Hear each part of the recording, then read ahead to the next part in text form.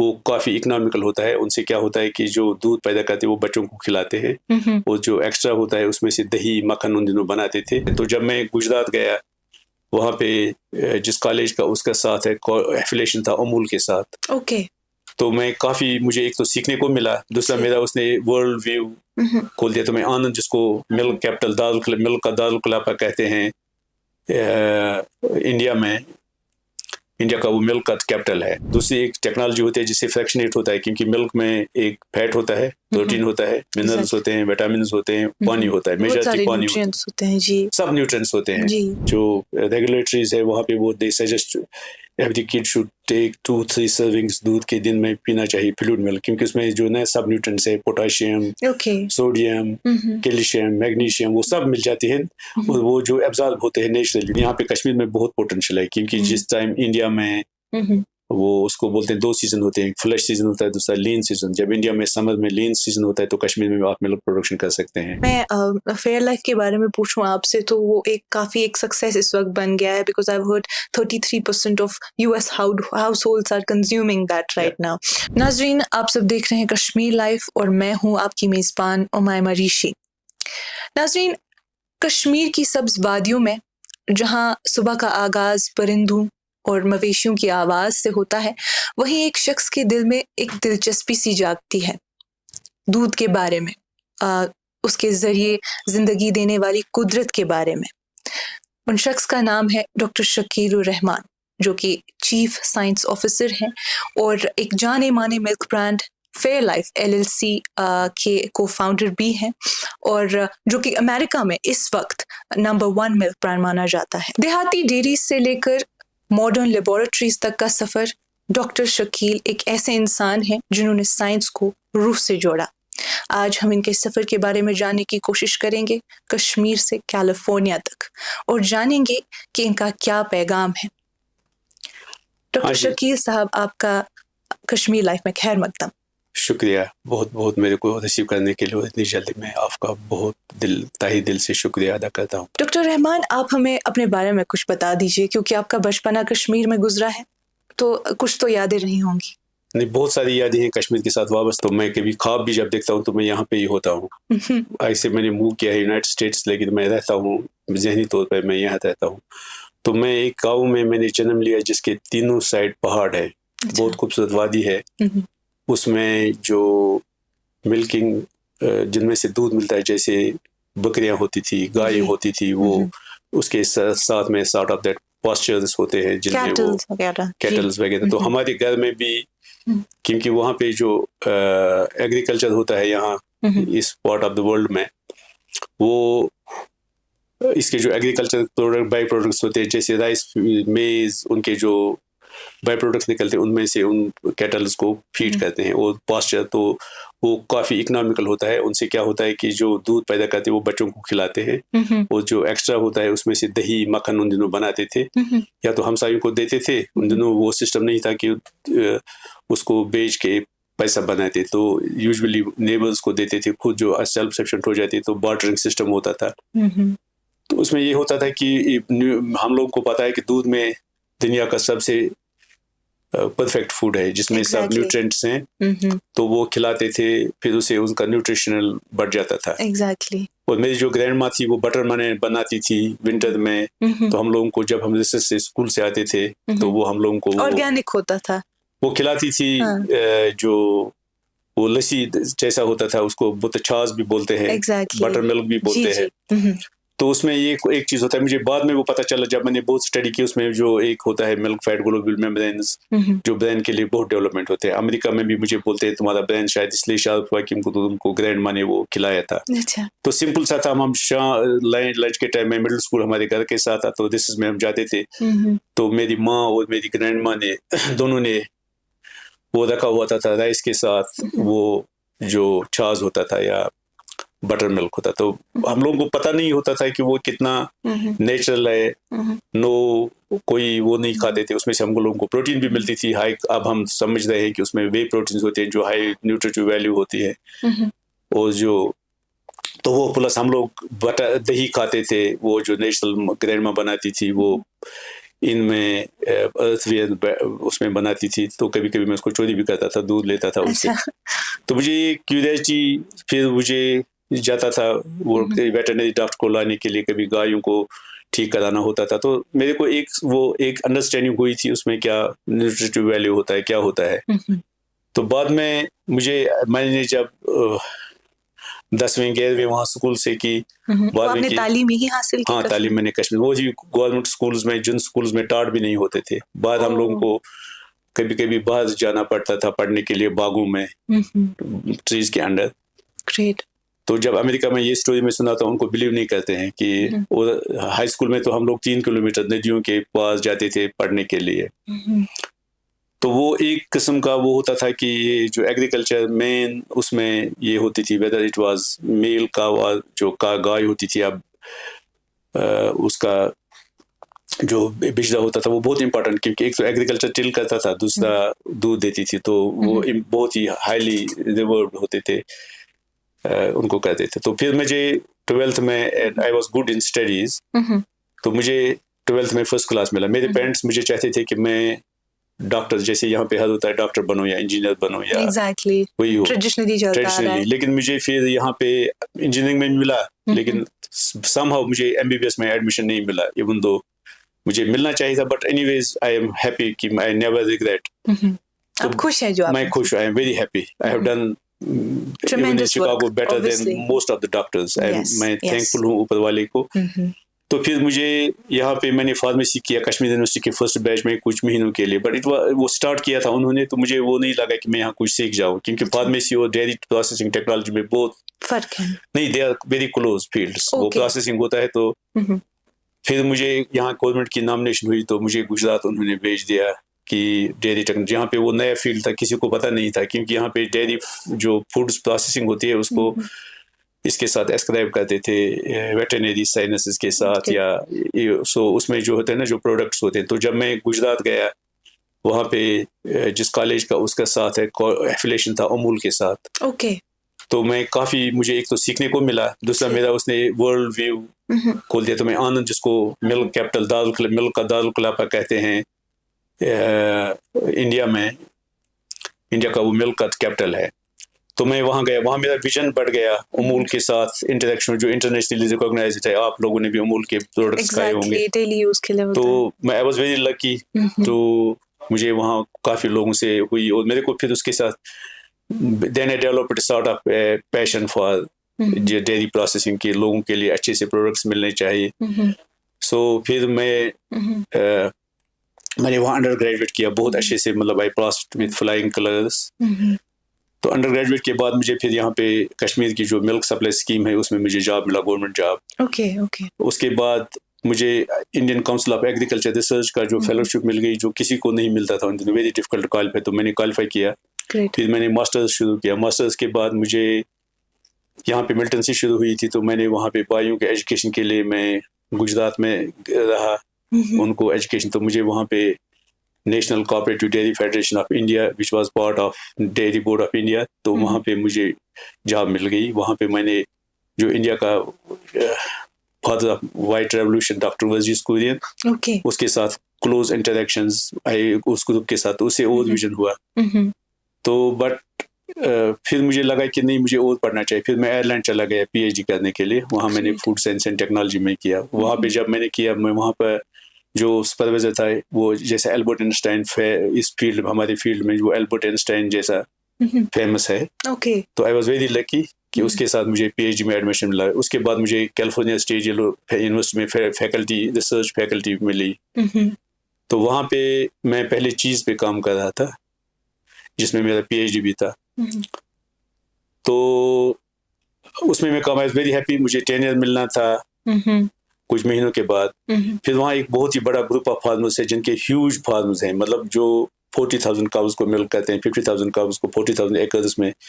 तो उन्होंने उन दिनों मेरे को बोला, दिस वाज 2001-2002, आप हमें हेल्प करें ये मिल्क, फंक्शनल मिल्क्स बनाने में, क्योंकि आज भी 1880 में जो हुआ है वो, उसको हम क्रीम सेपरेटर बोलते हैं, उससे सेपरेट करते हैं, मिल्क से क्रीम करते हैं, जिससे फिर बटर बनाते हैं। उसके बाद कोई एडवांसमेंट नहीं हुई थी। तो फिर उन्होंने बोला कि हम लोग फंक्शनल मिल्क्स बनाना चाहते हैं, कैन यू हेल्प अस? तो मैंने बोला मुझे वो इंटरेस्ट हुई। दूसरी एक टेक्नोलॉजी होती है जिससे फ्रैक्शनेट होता है, क्योंकि मिल्क में एक फैट होता है, प्रोटीन होता है, मिनरल्स होते हैं, विटामिन होते हैं, पानी होता है, मेजॉरिटी पानी होते हैं जी, सब न्यूट्रिएंट्स होते हैं जी। क्योंकि जब हम पैदा होते हैं तो सबसे पहले हमको दूध ही पीते हैं, उसके साथ तो काफी टाइम हम अपना लाइफ सस्टेन करते हैं। एग्जैक्टली। तो हम लोग का ये है कि उस ह्यूमन सिविलाइजेशन हिस्ट्री में है कि 15,000 ईयर्स से दूध का यूज हो रहा है, हर एक civilization, it is universal substance.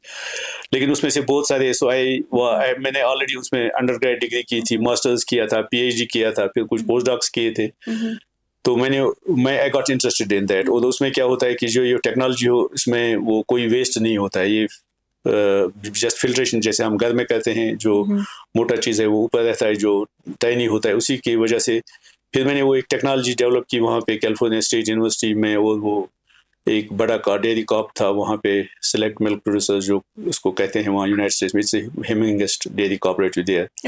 तो दोनों मिलके वो रिसर्च मैंने शुरू, तो मिल्क को मैंने फर्दर किया, प्रोटीन में, शुगर मिल्क शुगर जो होता है उसको लैक्टोज बोलते हैं। yes. और फिर उसमें से मिनरल्स में, वाटर में, फिर वो वापस लाया, उसके लिए डिफरेंट प्रोडक्ट्स बनाए। तो फिर हम लोगों ने 2004 में पहला प्रोडक्ट टेक्सास में इंट्रोड्यूस किया, अंडर ट्रेड नेम मोटोपिया। वो बहुत सक्सेसफुल रहा वहाँ पे। तो उसने जो सुपरमार्केट्स वहाँ पे थी टेक्सास में, तो उसने उसका ऑलमोस्ट 7.5% लिया। तो वही हम लोगों ने सोचा कि अगर हम बड़ी level United states nation wide, it would be at least $1 billion brand. लेकिन वो ही चल रहा था। दूसरी साइड से हम लोग ने दूसरा एक प्रोडक्ट था, उसको हम लोगों ने एथलीट सानी मिल्क नाम रखा। तो 2008 में हम लोगों ने वो मार्केट में टेक्सास और कोलोराडो में शुरू किया। उसमें भी कि वो बेसिकली इसके लिए एथलीट्स के होता है, जो हाई एंड वर्कर जो वर्कआउट करते हैं, तो उसको प्रोटीन स्पेसिफिक। तो उसमें हम लोगों ने हनी डाला, क्योंकि उससे काफ़ी फिर एक जो एथलीट्स थे वो आ गए। कुछ एथलीट्स ने, लाइक एक कोई अलेक्जेंडर था जो ओलंपियन चैंपियन था, उसने हम लोगों को ही became a brand ambassador for nothing. So we started for nothing. और फर्स्ट फैक्ट्री 2004 में, 2003 विदिन 6 months मैंने वो उसको फिगर आउट किया कि कैसे वो बनाना है। तो 2008 में हम लोगों ने वहाँ पे गुदेला मार्केट की, टेक्सास और कोलोराडो में। उसके बाद बोथ पेप्सी और कोक इसमें इंटरेस्ट, क्योंकि प्रोटीन जो शेक्स हैं उनका काफी उन दिनों रुझान जा रहा था। तो 2000 तो we were trying see market. तो इसके बाद हम लोग 2011 में शिकागो आ गए, ऑल ऑफ अस डिफरेंट। तो शिकागो में हम लोगों ने एक नई कंपनी शुरू की। और हम लोग ने एक कोको कोला से एक उनका जो चीफ मार्केटिंग ऑफिसर है स्टीव जोन्स उसका नाम था, तो उसको हम लोगों ने एज कंसल्टेंट हायर किया। ग्रेट। बिकॉज उसका ये था कि कंज्यूमर को कैसे बात करना है। उसने सब उनका नाम जो चेंज किया, जो हम लोगों को एथलीट सानी मिल्क, उसने इसको कोर पावर नाम रखा। तो कोर पावर का भी इतना डिमांड है यूएस में कि हम एनफ क्वांटिटी में प्रोड्यूस नहीं कर रहे हैं, तो उससे ज़्यादा डिमांड है। फिर 2013 में जो मोटोपिया था उसका हम लोगों ने फेयर लाइफ नाम रखा, LLC। तो 2012-2013 में फिर we did a market test. उसके लिए हम लोगों ने वहाँ पे किया मिनेसोटा में और डेनवर में 2। तो उसका भी ज़बरदस्त आ गया। फिर we started with 50 million revenue. Last year our revenue was $3 billion। Great. And this year we are hoping it will be around $4 billion. So this was a sort of coffee. This was fastest growing beverage company. तो from nothing we came. अगर हमारे पास बराबर capacity होती आज it would have been, sir मुझे हाँ जी बताइए। तो सर मुझे बता दीजिए, आपने बहुत वसी तरीके से इस चीज़ पे काम किया है। हाँ जी। तो मतलब इट्स अ फील्ड, मतलब आपने चूज क्यों किया यही एक field, why dairy technology? Because it's a field yet so niche but also essential at the same time.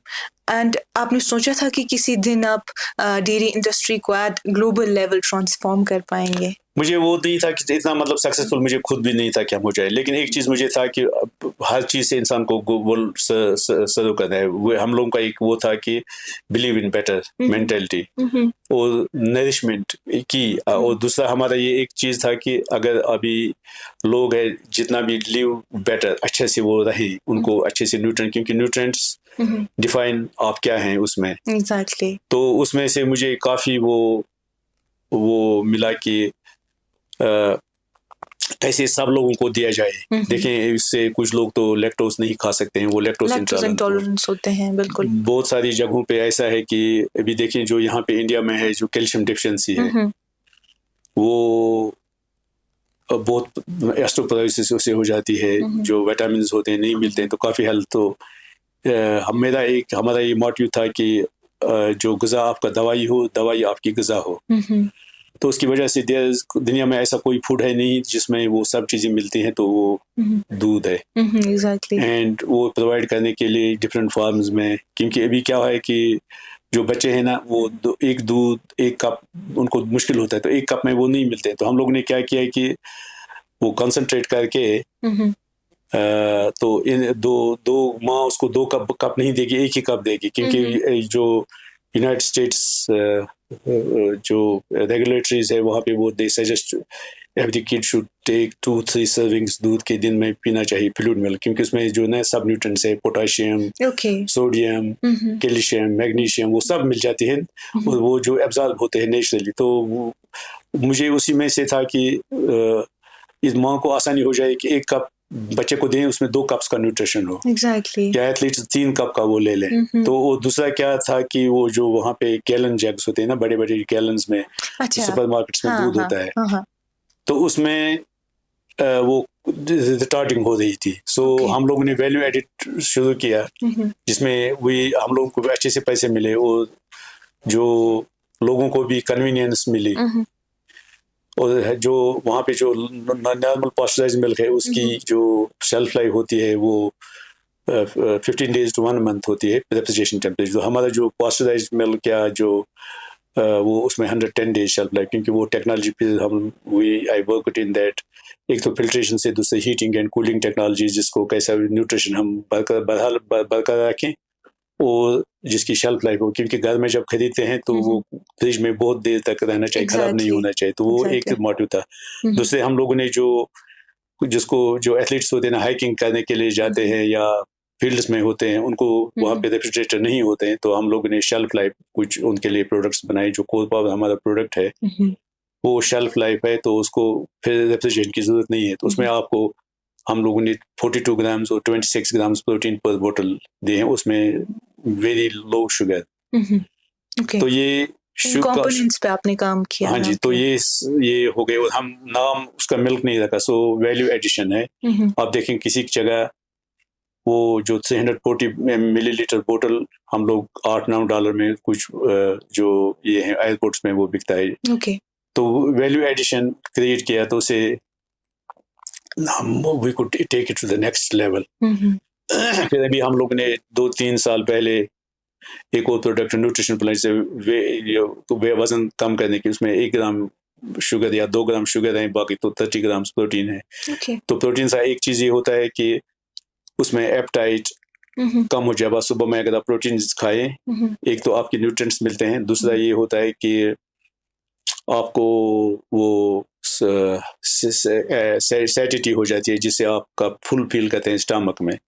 तो ये प्रोडक्ट्स काफ़ी, और हम लोग जितना भी डिमांड कर रहे थे वहाँ पे हम लोग ने फर्स्ट यहाँ पे मिशिगन में पहला फैक्ट्री शुरू किया। उसको एक्सपेंड करते गए, फिर भी डिमांड नहीं मीट हो रही। फिर हमने एरिज़ोना में दूसरा बनाया। अभी हम न्यूयॉर्क में the world's biggest fluid milk plant बना रहे हैं। Okay, great.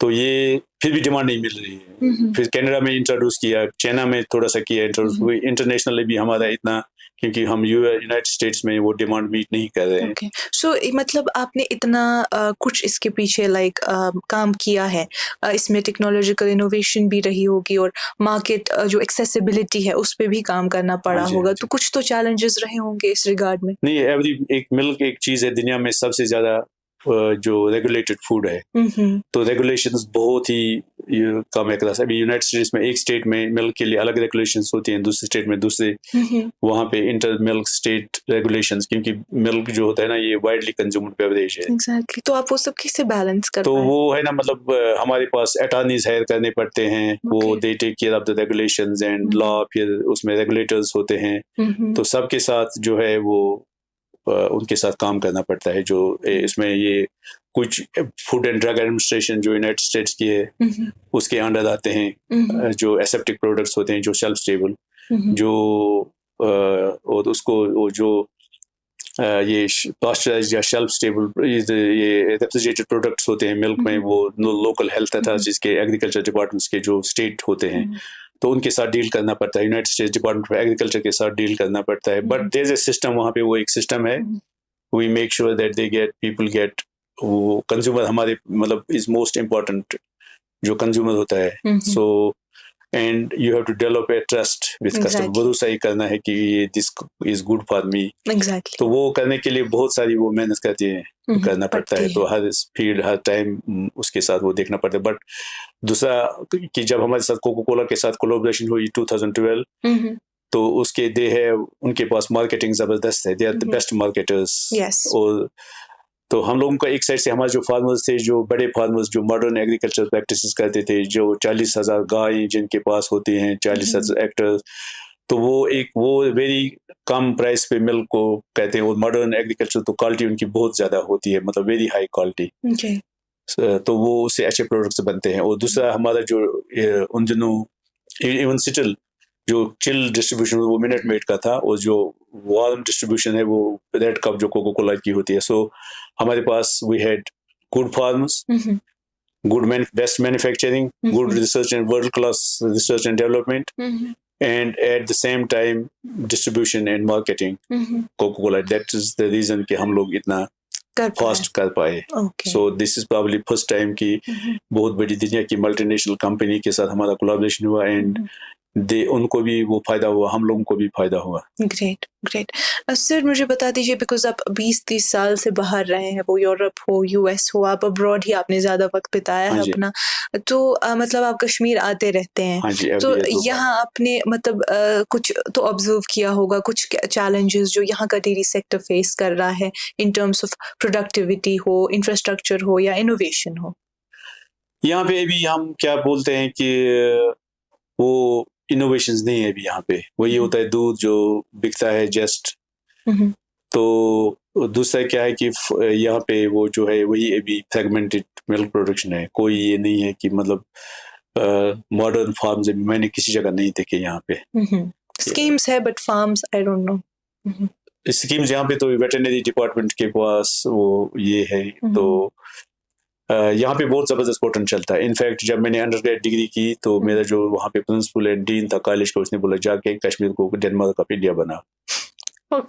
मैंने 1 साल कोशिश की, बट मैं उसमें नाकाम रहा, क्योंकि यहाँ पे वो ब्यूरोक्रेसी वो सब चीजें वक्त लेती है। यस। तो अभी के लिए कोई मेजर पॉइंट जो आपने नोटिस किया हो? अभी मैंने यहाँ किसी मतलब कुछ वो नहीं, मतलब डीप वो मैं जब आता, क्योंकि हम लोग ने एक स्टार्टअप कंपनी, तो उसमें बहुत सारी एनर्जी, जब मैं आ जाता था मैक्सिमम 10 डेज। इस बार फर्स्ट टाइम यहाँ पे मैं रहा हूँ ऑलमोस्ट 1 मंथ, तो मुझे किसी के साथ इंटरेक्शन में नहीं हुई। पहले कुछ साल पहले मैंने कश्मीर यूनिवर्सिटी में एक लेक्चर दिया, दूसरा मैंने उनको पैकेजिंग टेक्नोलॉजी के बारे में दिया। अभी मैं यहाँ गया था शेर कश्मीर एग्रीकल्चर यूनिवर्सिटी, वहाँ के वाइस चांसलर से मिला, तो उन्होंने डेयरी टेक्नोलॉजी कोर्स यहाँ शुरू किया है, तो उसने मुझे ऑफर किया है एडजंक्ट प्रोफेसर के लिए एंड करिकुलम डेवलपमेंट करने के लिए। तो मैं कोशिश करूँगा कि उनको modern agriculture, modern dairy processing technology courses में मदद करूँ। और यहाँ पे तो स्लोली वंस पीपल आर उसमें फील्ड में एजुकेशन हो जाए तो वो फिर तो आपको लगता है मतलब जो यहाँ के कश्मीरी जो डेयरी फार्मर्स होते हैं वो स्मॉल होल्डर्स ही होते हैं, तो आपको नहीं लगता मतलब आपके नज़रिए में जो टेक्नोलॉजी है वो कैसे उनको एम्पावर कर सकती है विदाउट ऑल्सो इरेजिंग देयर जो उनकी ट्रेडिशनल आइडेंटिटी थी? लेकिन वही जैसे अमूल में मैंने काम किया, 3 साल काम किया, वहाँ पे मैंने सीखा। तो अमूल बहुत बड़ी सक्सेस स्टोरी है, वही स्मॉल, क्योंकि उनके पास भी स्मॉल फार्मर्स है, जो फ्रेगमेंटेड मिल्क प्रोडक्शन है, गाँव से कैसे वो कलेक्ट करते हैं मिल्क, फिर वो मैंने शुगर कहते हैं कि अडल्ट्रेशन नहीं हो जाए जब तक वो कस्टमर को पहुंच जाता है। आई थिंक वो यहाँ पे है कि उन्होंने कुछ यहाँ पे भी डेयरी कोऑपरेटिव शुरू किए थे, लेकिन मुझे नहीं आए कहाँ पे है वो आजकल। लेकिन यहाँ पे कश्मीर में बहुत पोटेंशियल है, क्योंकि जिस टाइम इंडिया में वो उसको बोलते हैं 2 सीजन होते हैं, एक फ्लश सीजन होता है, दूसरा लीन सीजन। जब इंडिया में समर में लीन सीजन होता है तो कश्मीर में आप मिल्क प्रोडक्शन कर सकते हैं। Exactly. तो ये कश्मीरी जो डेयरी फार्मर्स है उनको बहुत बड़ा वो है, क्या बोलते हैं, मार्केट है यहाँ पे। इंडिया का मार्केट इट इज ह्यूज, काफी बड़ा मार्केट है। तो वही जो पॉलिसी मेकर्स और फार्मर्स तो सीखते हैं, सम फार्मर्स लीडर्स है जो अमूल के सक्सेस का था, त्रिभुवनदास पटेल, मोरारजी देसाई, सरदार पटेल, उन्होंने उनको इनिशियल स्टेज में, then they got a technical person Verghese Kurien, जिसने अमेरिका से फूड इंजीनियरिंग में PhD किया था, वो वापस आया, उसने वो अमूल स्टार्ट की, बनाई, फिर उसके बहुत सारे प्रोफेशनल्स थे। तो ऐसा ही यहाँ पे भी यहाँ पे भी हो सकता है फिर, क्योंकि और इनको वो देखना है क्योंकि यहाँ पे रोड है ना, वो हम कुछ वेदर उसका ये अनप्रेडिक्टेबिलिटी होती है उसमें। तो अनप्रेडिक्टेबिलिटी आप देखिए, रिसेंटली यहाँ पे मुझे जो इसके एग्रीकल्चर यूनिवर्सिटी के वाइस चांसलर साहब बता रहे थे कि जो ट्रक्स में माल था यहाँ का वो खराब हो गया गाड़ी। तो ये ह्यूज इकोनॉमिकल लॉस है फार्मर्स के लिए। तो ऐसे इनोवेटिव, मैंने उसको बोला कि जो पैकेजिंग यो है एप्पल को, अगर हम कार्बन डाइऑक्साइड के अंदर उसको पैक करते हैं तो इवन वो रह भी जाएगा वहाँ पे। People are not basically aware many things. Similarly, अगर ये लॉन्ग शेल्फ लाइफ प्रोडक्ट्स यहाँ पे बनाए कश्मीर में जो खराब जल्दी नहीं हो जाए, फिर इंडिया को वो भेज दे। बट लेकिन क्या होता है कि वो एट ए कॉस्ट उसमें बहुत इम्पोर्टेंट है, क्योंकि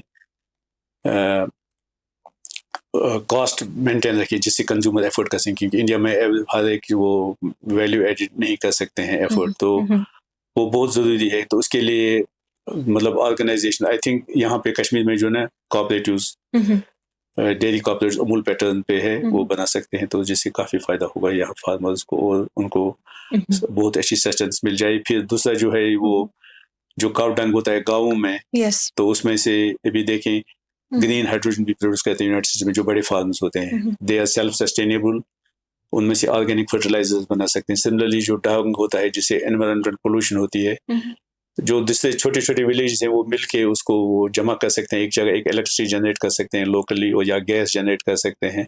फिर जो उनका मैनुअल होता है वो ऑर्गेनिक फर्टिलाइजर यूज कर सकते हैं, जिससे यहाँ की जो वाटर बॉडीज तबाह हो रही हैं बिकॉज ऑफ पेस्टिसाइड्स कंटेमिनेशन, और ये अगर उसको ट्रीट नहीं करेंगे ठीक से तो they are contaminating water bodies को, कंटेमिनेटरी से काफ़ी हेल्थ में भी। तो ये चीज़ें अगर सब मिलके करेंगे तो it would be great service, better service. Sir, मैं फेयर लाइफ के बारे में पूछूं आपसे, तो वो एक सक्सेस इस वक्त बन गया है, because I have heard 33% of US households are consuming that right now. तो उस लेवल का जो ट्रस्ट आपने कैसे गेन किया, ये सक्सेस आप कैसे पहुंच पाए? एक तो बहुत इंपॉर्टेंट होता है कोई प्रोडक्ट आप ले लें उसमें टेस्ट होना चाहिए, exactly, and second is nutrition, test, nutrition and quality, ये तीनों चीजों पे कोई कंप्रोमाइज नहीं होना है। तो वंस ये चीजें मिलती हैं तो आपको फिर वो आपको ये मार्केटिंग करने की जरूरत ही नहीं पड़ती, फिर वो हो जाता है। मैं आपको बताऊं, मुझे जब मैं बहुत खुश होता हूँ जब कोई कैंसर पेशेंट हॉस्पिटल में बोलता था मैं फाल गया था, मैं उठ नहीं सकता था, फिर मैंने आपका कोर पावर पिया या न्यूट्रिशन दूसरा प्रोडक्ट पिया, तो I am in a position to. मुझे भी मेरे साथ है एक औरत ने मुझे भेजा था, उसका बच्चा जो था 2 साल का, तो उसको टाइप 1 डायबिटीज थी। फिर उसके नर्स ने उसको, जब वो बच्चा 2 साल का था तो उसका ये था कि वो कोई दूध नहीं पी सकता है, फिर उसकी नर्स ने रिकमेंड किया कि वो fair life chocolate milk P जिसमें शुगर कम है, जिसमें उसको, तो उसने मुझे लिखा है कि मैं बहुत खुश हूँ कि मेरे बच्चे को, अभी वो 12 साल का है, तब से वो फेयर लाइफ प्रोडक्ट्स। तो हम लोग क्या होता है कि जब किसी इंसान को कोई रियल फायदा मिल जाता है तो वो फिर हम लोगों का लाइफ लॉन्ग कस्टमर्स बन जाते हैं। दे कैंपेन फॉर अस। एथलीट्स कुछ जो मैंने आपको बताया अभी, एक कोई एलेक्जेंडर थे जो एथलीट थे, जो जिसने हम लोगों को इनिशियली हेल्प किया था उसमें, तो उससे वो बेट कर रहा है कि उसको परफॉर्मेंस काफी इंप्रूव हुई है। रिसेंटली ओलंपिक्स में भी KT was our sort of a brand ambassador. Great. तो काफ़ी वो फिर एक और है सिमन बाइल्स, कुछ साल पहले वो हमारी इसमें she one most of the gold medals for United states last year. तो ऐसे ऐसे जिनको वो हम लोगों को उनको कहना मतलब दे टेक अवर प्रोडक्ट्स, उनको वो पदभार ये हो जाए। सिमिलरली कुछ इंडियंस जो है वो हमारे उससे जो हमारा बेस वाइट मिल्क है उसमें से दही बनाते हैं, उसमें क्योंकि प्रोटीन ज़्यादा है और शुगर कम है, तो काफ़ी वो यूज़ करते हैं। ये भी मैं I am not a marketer, I am a scientist, लेकिन वो एक बार वो प्रोडक्ट ले लें फिर वो दे डोंट गो एनीवेयर, मतलब वही पीते रहते हैं, दे स्टॉप टेकिंग, क्योंकि काफ़ी एक दो शेल्फ लाइफ का कन्वीनियंस है, दूसरा न्यूट्रिशन है, बच्चों के लिए वो लेते हैं, फिर या एथलीट्स के लिए या सीनियर्स जो होते हैं ना वहाँ पे जो देखें इंश्योर है या नेस्ले के कुछ प्रोडक्ट्स हैं वो इतना अच्छा टेस्ट नहीं करते हैं, जो जब आप हॉस्पिटल में होते हैं ऑलरेडी आपके टेस्ट बर्ड्स वो यू फील पे कि, तो हमारा जो प्रोडक्ट्स में हम लोगों ने जब टेस्ट अच्छा रखा और न्यूट्रिशन रखा तो हॉस्पिटल्स में डॉक्टर्स हैं वहाँ यूनाइटेड स्टेट्स में without we telling them you drink it, एक हमारा प्रोडक्ट है कोर पावर, उसमें 26 ग्राम प्रोटीन है एंड अदर जो पैकेज होता है ना मिनरल्स और विटामिन का, तो वो बोलते हैं ये हमारा मील रिप्लेसमेंट, क्योंकि डॉक्टर्स की लाइफ बहुत बिजी होती है, तो ये हॉस्पिटल्स में भी सडनली ये प्रोडक्ट चलता है। तो believe me we ration supermarkets को हम रेशन करते हैं क्योंकि वी कांट सप्लाई एनफ। हाँ जी। ओके सर, बिकॉज आपने बहुत जगहों पे काम किया है, वो आप यूएस हो, इंडिया हो, मिडिल ईस्ट हो, यूरोप हो, तो आपने कुछ तो ऑब्जर्व किया होगा ओवरऑल इन जगहों पर। How have you seen the dairy systems evolving? Europe में different dairy system, they are not as huge as United States, humongest, मतलब बहुत बड़े फार्म्स हैं वहाँ पे। अभी क्या हो रहा है कि कुछ ही डेयरी फार्मर्स होते हैं जो ये डेयरी फार्मिंग कहते हैं ना, स्लोली स्मॉल फार्मर्स वो खत्म हो रहे हैं। यूरोप में लॉ रेगुलेशन है, वहाँ आप 200 गायों से एक फार्म में नहीं रखते हैं। अमेरिका में जितना बड़ा हो इतना बड़ा हो, जो सिलेक्ट मिल्क प्रोड्यूसर्स फार्मर्स हैं वो मतलब यूजुअली यूनाइटेड स्टेट्स में जो हर्ड साइज वो होता है वो 75 काव्स पर हर्ड होता है, पर फार्म होता है एवरेज। लेकिन जो सिलेक्ट मिल्क प्रोड्यूसर्स के फार्मर्स थे उनका 2500 काव्स, तो कुछ उनके फार्म्स जो होते हैं ना उनमें 40,000 काव्स भी हैं, 50,000 काव्स, मतलब तो वहाँ पे देखना चाहिए कि वो फार्म्स जो है ना वो सेल्फ सस्टेनेबल हैं, उनमें इलेक्ट्रिसिटी भी फार्म के लिए जनरेट करते हैं, जो उनके ट्रक्स चलते हैं उसके लिए नेचुरल एनर्जी भी प्रोड्यूस करते हैं, और फिर तो वो फिर मॉडर्न एग्रीकल्चरल प्रैक्टिस कर रहे थे, लाइक रोबोटिक मिल्किंग। यहाँ पे तो आई डोंट थिंक किसी जगह पे भी यहाँ पे भी रोबोटिक मिल्किंग है, कैरोसाल मिल्किंग, तो उसमें जो है ना लेबर पे डिपेंडेंस कम होती है और वो अपना जो फीड मटेरियल्स हैं वो भी वो डेवलप करते हैं। यूरोप में बहुत सारी जैसे आयरलैंड है या दूसरे कंट्रीज में उनमें पास्चर भी होता है ना, पास्चर मिल्क होता है, तो वो गायों को पास्चर में डालते हैं, या न्यूजीलैंड हो, तो ये बिग डेयरिंग कंट्रीज है, Australia, New Zealand, United states. India में भी काफ़ी मिल्क प्रोड्यूस होता है बट पॉपुलेशन भी यहाँ ज़्यादा है, यहाँ पे फ्रेगमेंटेड है और मार्केट यहाँ पे भी फ्रेगमेंटेड है। यहाँ पे एक प्रॉब्लम है कि मैंने कश्मीर यूनिवर्सिटी में भी कुछ साल पहले लेक्चर दिया, मैंने बोला कि इंस्टेड ऑफ कि ये जॉब सीकर्स आपको जॉब गिवर्स बनना चाहिए, इंटरप्रेन्योरशिप होनी चाहिए जिसमें आप दूसरों के लिए जॉब क्रिएट करते हैं, and see for the innovation instead of waiting for the government job मुझे मिल जाए उसके लिए हम सारी जिंदगी, दे शुड नॉट। और उनको ये भी सोचना है कि मेडिकल प्रोफेशन, इंजीनियरिंग, दूसरे प्रोफेशंस भी बहुत हैं जिनमें इंसान काफ़ी सक्सेसफुल होता है। जी बिल्कुल। सो डॉक्टर रहमान, हम आपके बहुत बहुत शुक्रगुजार हैं, आप इतने शॉर्ट नोटिस पे यहाँ आए और आपने इस मौजू पे हमसे बात की, आपने एक्सपीरियंसेस शेयर किए और जो भी आपने काम किया है it's brilliant. Thank you so much once again. मैं भी आपका बहुत शुक्रिया अदा करता हूँ क्योंकि आप लोगों ने भी बहुत शॉर्ट नोट्स पे मेरे को यहाँ पे मेरा जो भी बहुत बड़ी तो मतलब 40 या 45 साल का काम आप 6 मिनट में नहीं कर सकते, बोल पाते, बट ये भी पहली बार मैं, बिकॉज आई हैव दैट, मुझे रूरल बैकग्राउंड है तो उसमें मैं थोड़ा सा शाई हूँ। I was trying to stay away from यहाँ पे मीडिया में, लोकल मीडिया में। तो आप लोगों ने मुझे वो एक चांस दिया यहाँ, क्योंकि मेरा ये मोटिव नहीं है कि मैं फेमस हो जाऊँ, लेकिन मेरा एक मोटिव है कि कुछ लोगों के लिए जिनको मतलब जो न्यू जनरेशन है उनको इंस्पिरेशन मिल जाए कि दूसरे फील्ड्स में इंसान बहुत सक्सेसफुल बन जाते हैं। लेकिन ये होना चाहिए कि एक लाइफ में एक मोटिव होना चाहिए, make world a better place to live, that मेरा वो मोटिव है। एंड सर्व द ह्यूमैनिटी, वो कुछ हर एक चीज़ में वो आप हर एक फील्ड में आप कर सकते हैं। If you do work with honesty, dedication, तो you can reach any levels. And लेकिन मोटिव पैसा नहीं होना चाहिए, वो भी इट कम्स, लेकिन मोटिव तो होना चाहिए कि ह्यूमैनिटी को सर्व करना चाहिए। Okay sir, thank you so much once thank again. You. नाज़रीन, ये था हमारा आज का एक ज़बरदस्त कॉन्वर्सेशन। इससे हमारा एक क्रक्स यही मिला कि साइंस सिर्फ टेक्नोलॉजी को आगे बढ़ाने का ज़रिया नहीं है, बल्कि it's also about making food more accessible and fruitful to everyone. That's all for today. Keep watching Kashmir live.